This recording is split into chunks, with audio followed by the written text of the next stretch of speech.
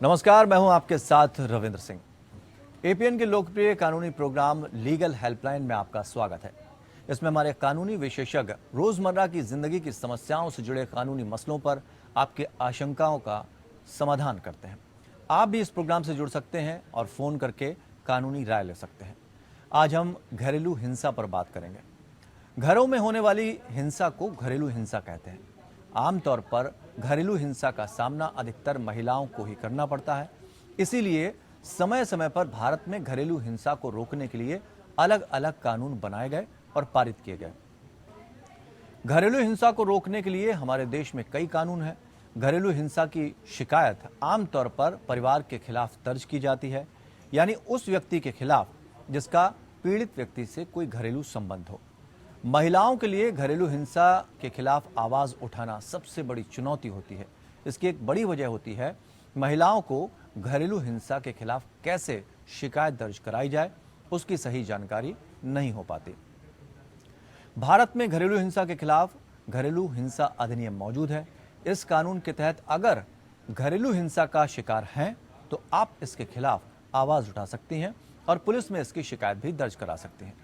घरेलू हिंसा प्रक्रिया में आने वाली अड़चन को हम सवाल और जवाब के माध्यम से देने की कोशिश करेंगे, जो आपको शिकायत दर्ज कराते समय काफी मददगार साबित हो सकता है।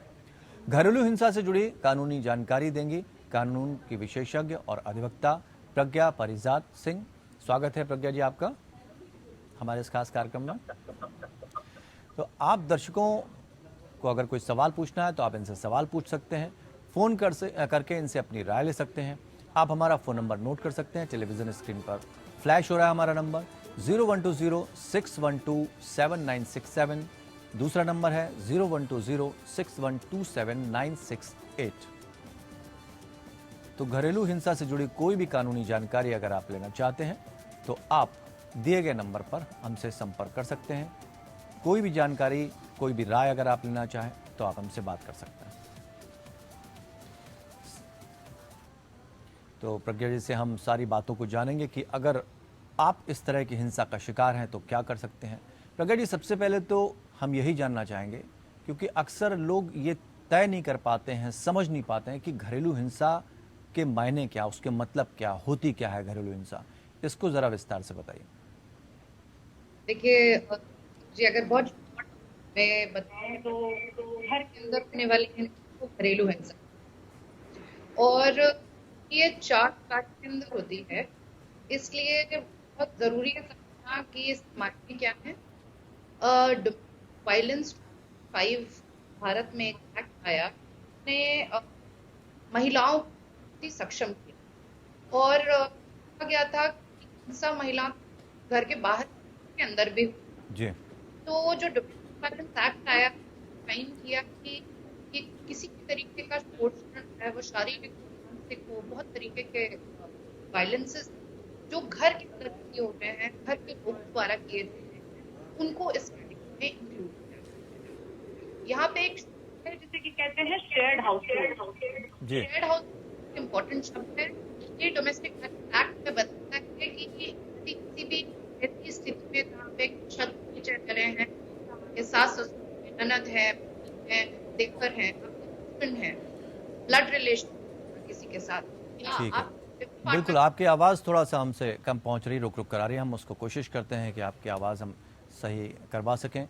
तो अगर आपका सवाल घरेलू हिंसा से जुड़ा है तो आप सवाल अपने पूछ सकते हैं। घरेलू हिंसा से जुड़ी कोई जानकारी अगर आपको प्राप्त करनी है, और आज इसी सब पर हम आपको जानकारी दे रहे हैं कि घरेलू हिंसा से जो जितनी भी कानूनी जानकारी है वो आप ले सकते हैं। दिए गए टेलीफोन नंबरों पर संपर्क कर सकते हैं और प्रज्ञा परिजात लगातार हमारे सवालों का जवाब दे रही हैं। आपको भी अगर कोई सवाल करना है तो आप सवाल पूछ सकते हैं। कोई राय आपको चाहिए तो आप उस राय को ले सकते हैं, क्योंकि इस तरह की घटनाएं जब बढ़ती हैं तो निश्चित तौर पर महिलाओं को खासी परेशानियों का सामना करना पड़ता है।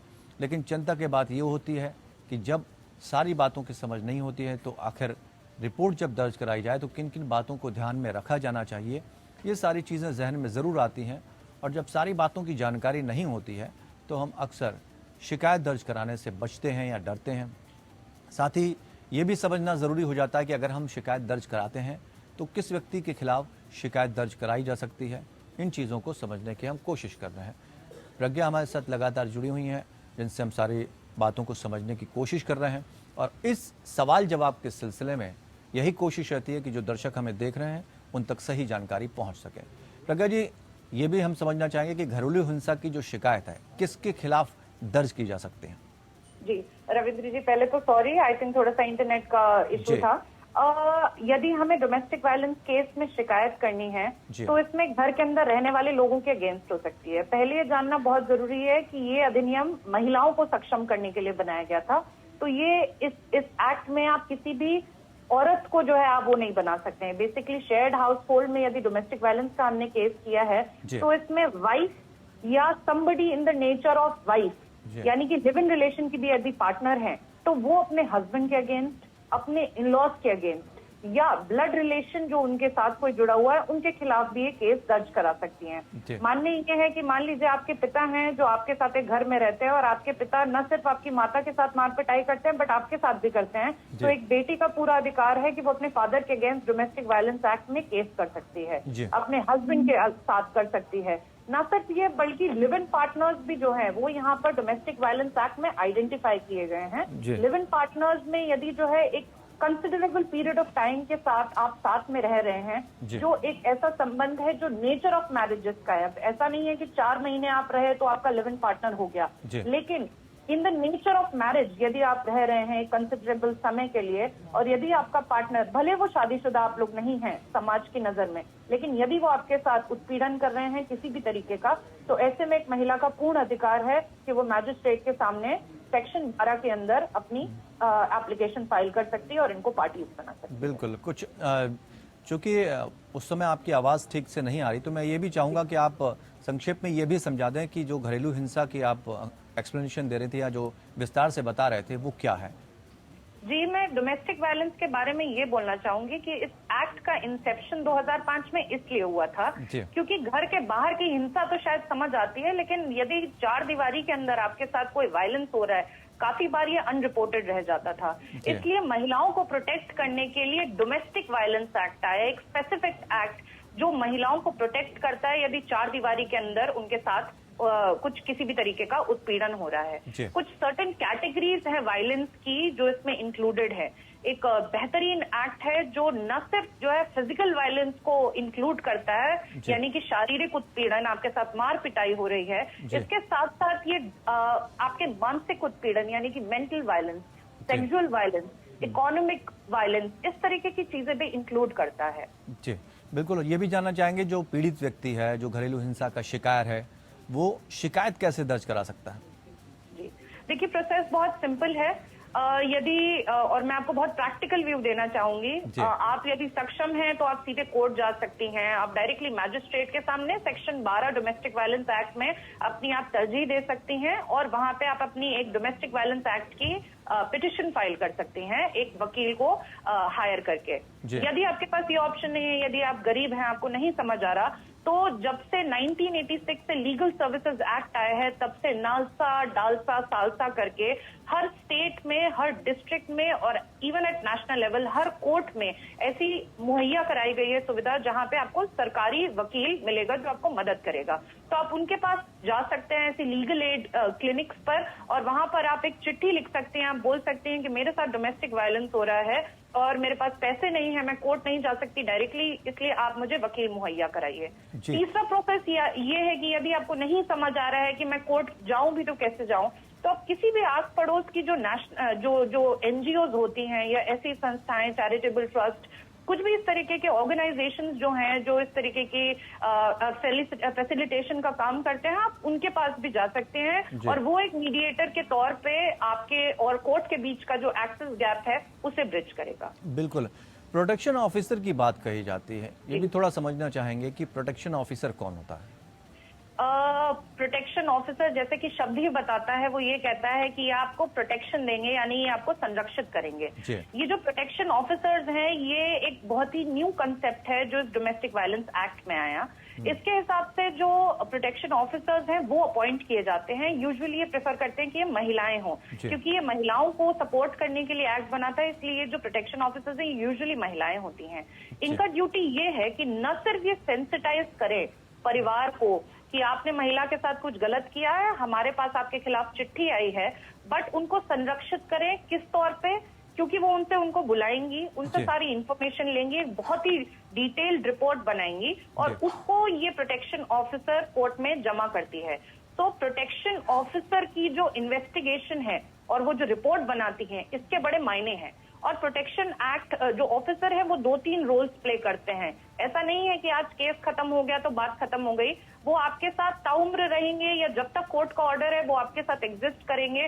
वो आपको इंश्योर कराएंगे कि आप सुरक्षित हैं। यदि कहीं पर भी आपके साथ किसी भी तरीके की परेशानी हो रही है तो वो तुरंत कोर्ट को इस बात को इत्तला करेंगे या लोकल पुलिस ऑफिसर को इत्तला करेंगे। बिल्कुल, प्रज्ञा परिजात जी एक एक सवाल का बेहतर तरीके से जवाब दे रही हैं। उम्मीद करते हैं दर्शकों को ये समझ भी आ रहा होगा कि आखिर ये घरेलू हिंसा से जुड़ी जो चीज़ें हैं वो क्या हैं। हर सवाल का हम जवाब लेने की कोशिश कर रहे हैं और आप अगर कोई राय लेना चाहें तो आप हमें दिए गए टेलीफोन नंबर पर कॉल कर सकते हैं। प्रज्ञा जी ये भी समझना चाहेंगे, ये जो घरेलू घटना की रिपोर्ट है जिसको हम DIR बोलते हैं, इसको भी थोड़ा समझाइए। देखिए, इसे डोमेस्टिक वायलेंस इंसिडेंट रिपोर्ट कहते हैं, यानी कि DIR रिपोर्ट, DIR रिपोर्ट। तो जो प्रोटेक्शन ऑफिसर्स अपॉइंट होते हैं वही ये DIR रिपोर्ट प्रिपेयर करते हैं। ये बहुत ही लंबा लेखा जोखा तैयार होता है। देखिए, जब कानून बनते हैं तो उसका उपयोग और दुरुपयोग दोनों ही होता है। तो ऐसे में प्रोटेक्शन ऑफिसर्स का रोल बहुत ही इंपॉर्टेंट होता है। वो जो भी अफेक्टेड पार्टी है या कंप्लेनेंट है उन्हें अपने पास बुलाते हैं और एक लंबा सा फॉर्म होता है जिसमें कई सारी चीजें होती हैं जो उनको मेंशन करनी पड़ती हैं कि यदि आप क्लेम कर रही हैं कि आपके साथ सेक्सुअल वायलेंस हुआ या आप क्लेम कर रही हैं कि इकोनॉमिक वायलेंस हुआ। अब इकोनॉमिक वायलेंस क्या हुआ कि आपका पति आपका ATM ले लेता है, बिना आपको बताए ट्रांजैक्शंस कर रहा है, या उसने आपका स्त्री धन बिना आपकी परमिशन लिए बेच दिया, उसने आपके गहने बेच दिए और लोन ले लिया उसके नाम पे, आपको बताया तक नहीं किया, या वो आपको फोर्स करता है कि आप कोई ऐसे सेक्सुअल रिलेशन में आए अपने हस्बैंड के साथ जो कि अननेचुरल है as per section 377 of IPC। यदि इस तरीके की कोई भी चीज है, अप्राकृतिक है, इस तरीके की जो डिटेल्स है, माइन्यूट डिटेल्स, वो सारी चीजें प्रोटेक्शन ऑफिसर पूछेगा और इस DIR रिपोर्ट में मेंशन करेगा। आप समझ लीजिए एक तरह से डायरी हो गई। अब जो DIR रिपोर्ट है ये बहुत ही स्ट्रॉन्ग एविडेंस है इन अ वे, जो कहीं ना कहीं मैजिस्ट्रेट को ये मेंटली प्रिपेयर होने के लिए बहुत तैयार करती है, क्योंकि उनको क्लियरली समझ आता है कि मेरे से पहले इन्वेस्टिगेशन ऑफिसर ने अच्छे से छानबीन की है। तो ये DIR रिपोर्ट बहुत ही इंपॉर्टेंट रोल प्ले करती है जब भी हम डोमेस्टिक वायलेंस एक्ट की बात करते हैं। और इस DIR रिपोर्ट को कंप्लेनेंट की चिट्ठी के साथ अनेक्स करके मैजिस्ट्रेट के सामने पेश किया जाता है और उसके हिसाब से मैजिस्ट्रेट फिर आगे का डिस्कोर्स डिसाइड करता है। बिल्कुल, बिंदुवार तरीके से सारे बिंदु इसमें मौजूद होते हैं ताकि ये बाद में काम आ सकें। एक छोटा सा ब्रेक हमें यहाँ पर लेना पड़ेगा। उसके बाद जब वापस लौटेंगे तो हम ये भी जानने की कोशिश करते हैं कि अक्सर पीड़ित को नहीं पता होता कि उसके अपने जो अधिकार हैं वो क्या क्या हैं। उन अधिकारों को भी हम समझने की कोशिश करेंगे। पीड़ित के क्या अधिकार हैं उसके लिए बात करें। तो प्रज्ञा जी, अब हम ये जानना चाहेंगे, चूँकि आपने हर चीज़ को कि रिपोर्ट कैसे दर्ज कराई जाए, हिंसा होती क्या है घरेलू, उसके बारे में भी आपने बताया। अब हम ये जानना चाहते हैं कि जो पीड़ित के अपने अधिकार हैं वो आखिर क्या है। तो ये वन स्टॉप डेस्टिनेशन अगर कहें इस एक्ट को, आप ये समझ लीजिए इस तरीके का है। इस डोमेस्टिक वायलेंस एक्ट के अंदर ही एक पिटिशन फाइल करके एक तीर से 3-4 निशाने साधे जा सकते हैं। आपको जो है, यानी कि पीड़िता जो है, उनको कंपनसेशन ऑर्डर मिल सकता है, उनको प्रोटेक्शन ऑर्डर मिल सकता है, उनको कस्टडी ऑर्डर मिल सकता है, उनको ये ऑर्डर मिल सकता है कि उन्हें इस घर से बाहर कोई नहीं निकालेगा, उनको मेंटेनेंस भी मिल सकता है, अलग से उनको 125 की एप्लीकेशन नहीं लगानी पड़ेगी। इस घर के अंदर रह के, इस छत के नीचे रह के, इस हाउस होल्ड के नीचे रह के भी कोई उनको, इवन इफ वो उस प्रॉपर्टी से नहीं बिलोंग करती हैं, उनका पूरा अधिकार है कि उनको प्रोटेक्शन ऑर्डर मिले, कंपनसेशन ऑर्डर मिले, वहाँ राइट टू रेसिडेंस मिले, कोई उन्हें निकाल नहीं सकता। And at the same time बच्चे की कस्टडी के लिए भी सेम एप्लीकेशन में वो लिख सकती हैं कि किसी भी हाल में मेरे बच्चे को मुझसे ना छीना जाए, क्योंकि अधिकांश महिलाओं को यही देखा गया है कि उनको यदि उनके साथ उत्पीड़न होता भी है वो आगे केस कर नहीं पाती हैं, क्योंकि उनको ये घबराहट होती है कि कहीं उनका बच्चा ना उनसे छीन लिया जाए। तो आप इसी एप्लीकेशन में बहुत सारी चीजें दी हुई हैं, सेक्शन 17, सेक्शन 18, 20, 21, 22, और ये सारी चीजें आप सेम ऑर्डर के थ्रू मैजिस्ट्रेट के सामने आप ये रिलीज कर सकते हैं, मांग सकते हैं। जी, तो राहत पाने के लिए जो पीड़ित व्यक्ति है वो कोर्ट में किस तरह से अपील कर सकता है? देखिए, मैंने आपको बताया कि सेक्शन 12 के अंदर मैजिस्ट्रेट के सामने एप्लीकेशन जाएगी। इन्हें यूजुअली महिला मैजिस्ट्रेट कहते हैं। जी। और जो डोमेस्टिक वायलेंस एक्ट है, बड़े लोग कंफ्यूज होते हैं कि क्रिमिनल एक्ट है। Actually it's a civil remedy. तो जी। ऐसा नहीं है कि यदि कोई ऑर्डर अगेंस्ट जाता है तो आपको सीधे जेल भेजा जाएगा। पहले उसकी प्रॉपर इंक्वायरी होगी। कोर्ट का जो ऑर्डर है, यदि पार्टीज उसे फॉलो नहीं कर रही है, तब उसके लिए एग्जीक्यूशन किया जा सकता है, और वो थोड़ा प्रोसीजरल एस्पेक्ट है। लेकिन बात यहाँ पे ये होती है कि कोर्ट आपकी मदद यहाँ पे इस तरीके से करेगा कि जब आप अपनी चिट्ठी उनके सामने प्रेजेंट करेंगे तो जी। वो ऑपोजिट पार्टी को नोटिस देगी, उनको बुलाया जाएगा, उनका वर्जन सुना जाएगा। इस DIR को समक्ष रखकर और साथ में क्रॉस एग्जामिनेशन होकर उनकी बातों में उन्होंने क्या रेप्लिकेशन फाइल किया है, क्या काउंटर उनके वो हैं, एलिगेशंस हैं, क्या सच में ऐसा कुछ है कि नहीं है, ये सारे आर्ग्यूमेंट्स होंगे और तब जाके फाइनल जजमेंट पास होगा। तो एक लंबा विस्तृत प्रोसेस है। ऑल्दो डोमेस्टिक वायलेंस केसेस में ये एक्सपेक्टेशंस होती हैं कि इनको फास्ट ट्रैक तरीके से जो है एक्सपेडाइट किया जाए, क्योंकि ये बड़े ही सेंसिटिव वो होते हैं, मामले होते हैं। तो यूजुअली यही प्रोसेस है जो कोर्ट फॉलो करती है। ऐसा नहीं है कि सिर्फ एक पार्टी को सुनकर ही जो है आगे वो डिसाइड कर लेगी कि क्या करना है। वो दूसरी पार्टीज को भी चांस देते हैं, सारे आर्ग्यूमेंट्स होते हैं और इवेंचुअली फिर कोर्ट डिसाइड करता है कि क्या करना है। जी। और अदालत किस तरह के संरक्षण आदेश पारित कर सकती है? और साथ ही ये भी जानना चाहेंगे, जो दो सवाल हम एक साथ करना चाहेंगे, सुरक्षित निवास को लेकर जो पीड़ित व्यक्ति है वो अदालत से किस तरह का आदेश पा सकता है? ये दो सवाल आपसे। सर, आप एक बार दूसरा सवाल प्लीज रिपीट करेंगे? जी बिल्कुल, मैं ये जानना चाहता हूँ कि अदालत किस तरह के संरक्षण आदेश को पारित कर सकती है। दूसरा है, सुरक्षित निवास को लेकर पीड़ित व्यक्ति अदालत से किस तरह के आदेश पा सकता है? जी, तो पहला ये है कि अगर मुझे सुरक्षित आवास चाहिए, यानी कि राइट टू रेसिडेंस चाहिए, तो ये पार्टीज पे डिपेंड करता है कि वो क्या सेम घर में रह के, यदि कंप्लेनेंट यानी शिकायतकर्ता चाहती हैं कि मैं इसी घर में रहकर केस फाइल करूं, तो ये एक चीज है। यदि उनको जान का खतरा है, उनको घबराहट है, उनको लगता है कि मैं केस फाइल करना चाहती हूँ लेकिन मैं इस आदमी के घर पे नहीं रहना चाहूंगी, तो कोर्ट ऐसा भी ऑर्डर कर सकता है कि नहीं, आदमी बाहर रहेगा, ये औरत यहीं पे रहेगी, या ये औरत इस पर्टिकुलर एरिया में रहेगी और आप यहाँ पे आ नहीं सकते हैं। मान लीजिए घर में 2 माले हैं, तो वो कोर्ट ऐसा ऑर्डर पास कर सकती है कि वाइफ नीचे रहेंगी बच्चों के साथ और आप नीचे नहीं आएंगे। यदि आपने इसका पालन नहीं किया तो इसमें आपके अगेंस्ट वो एक्शन लिया जा सकता है। और दूसरी बात, कोर्ट कंपनसेशन ऑर्डर्स भी दे सकती है कि जब तक ये सुनवाई चल रही है तब तक आप अपने पति होने की जिम्मेदारी से पीछे नहीं हट सकते, आपको कुछ ना कुछ कंपनसेशन भी देना पड़ेगा। ऐसा नहीं है कि आप हुक्का पानी बंद कर दें, ऐसा नहीं है कि बच्चों की फीस नहीं पे करेंगे, घर की आप इलेक्ट्रिसिटी काट देंगे। तो बहुत तरीके के जो है राइट्स दिए गए हैं और काफी वाइड एम्बिट है कोर्ट का। कोर्ट किसी भी तरीके का ऑर्डर पास कर सकती है अगर जेन्युइनली ऐसा लगता है कि शिकायतकर्ता की जो बात है उसमें सत्यता है। कंपनसेशन की आपने चूंकि बात की प्रज्ञा जी, किस तरह की आर्थिक या वित्तीय राहत का दावा किया जा सकता है पीड़ित? देखिए, कोर्ट में चीजें स्टेप बाय स्टेप होती है। मैं पहली डेट पे ये नहीं कह दूंगी कि आप मुझे जो है हस्बैंड से कहिए कि मैं इसी घर में रहूंगी और आप मुझे ₹1,00,000 महीने का दीजिए। कोर्ट आपसे एक्सपेक्ट करेगा कि आप अपने इनकम एफिडेविट फाइल करिए। हस्बैंड और वाइफ को अपने 3 साल के ITR रिटर्न फाइल करने पड़ेंगे। क्या आपकी जॉइंट संपत्ति है? क्या जेन्युइनली पति ₹1,00,000 कमाता भी है? ऐसा तो नहीं है कि वो ₹60,000 कमाता है, वो ₹1,00,000 कहाँ से कमाएगा और कैसे देगा आपको? तो there are certain steps. And दूसरी बात ये है कि एलिगेशन लगा है। ऐसा भी हो सकता है कि जब केस खत्म हो तब पता चले कि नहीं, ये एलिगेशन सत्य था ही नहीं। But meanwhile interim orders pass किए जा सकते हैं। अब इंटरिम ऑर्डर क्या हुआ? इंटरिम कंपनसेशन ऑर्डर कि मैंने लिखा कि जब तक सुनवाई हो रही है कम से कम कुछ लमसम अमाउंट मेरा पति मुझे दे, या मेरा लिव इन पार्टनर मुझे दे, या मेरे फादर जो मुझे मारते पीटते हैं वो मुझे दे।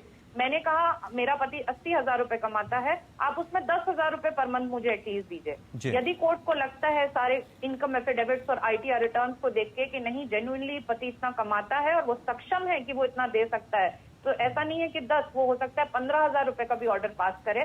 और जब तक नेक्स्ट स्टेप नहीं होता, जब तक कोर्ट फाइनल ऑर्डर नहीं पास करती, तब तक जो है इसमें एक एड इंटरिम भी होता है, इंटरिम। तो इस तरीके के डिफरेंट स्टेप्स बनाए गए हैं।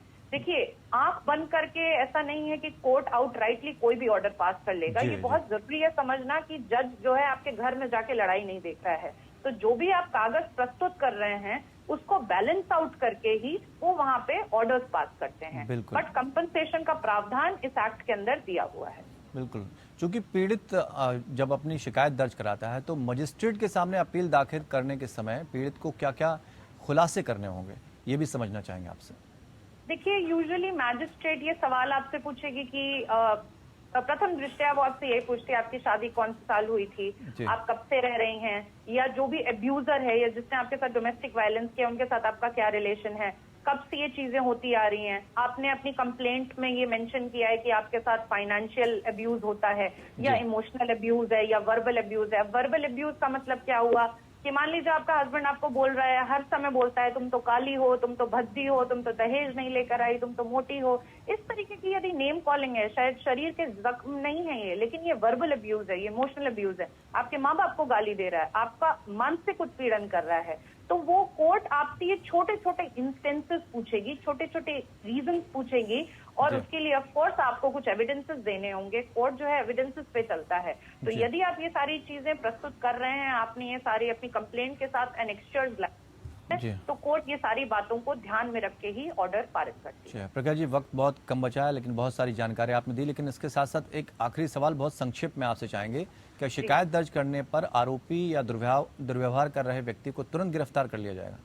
जी नहीं, ऐसा नहीं होता है कि तुरंत। और दूसरी बात, ये सिविल रेमेडी है, तो ऐसा नहीं है कि इमीडिएट अरेस्ट होता है। जी। अगर कोई भी ऐसा ये पाया जाता है कि नहीं किसी आदमी ने डोमेस्टिक वायलेंस किया हुआ है, तो और ये सारी चीजें सही पाई जाती हैं, तो नियरेस्ट थाने को तलब किया जाता है, जी। प्रॉपर इन्वेस्टिगेशन रिपोर्ट होती है। यदि ये आदमी भाग गया है जिसके अगेंस्ट जी। ये पाया गया है या ये इस तरीके की चीजें हुई हैं, तो ऐसा नहीं है कि डायरेक्ट अरेस्ट होता है। बिल्कुल, ऐसा बहुत नहीं सारी है। आपने ये जानकारियां civil दी, remedy। बहुत बहुत शुक्रिया तमाम जानकारियां देने के लिए, और उम्मीद करते हैं कि जो दर्शक इस खास कार्यक्रम को देख रहे हैं उन्हें बहुत सारी जानकारियां मिली होंगी, और इसके आधार पर अगर आपके साथ किसी तरह की परेशानी है तो आप इस आधार पर, इन बिंदुओं के आधार पर अपनी शिकायत दर्ज करा सकते हैं। फिलहाल इतना ही, जुड़े रहिए हमारे साथ।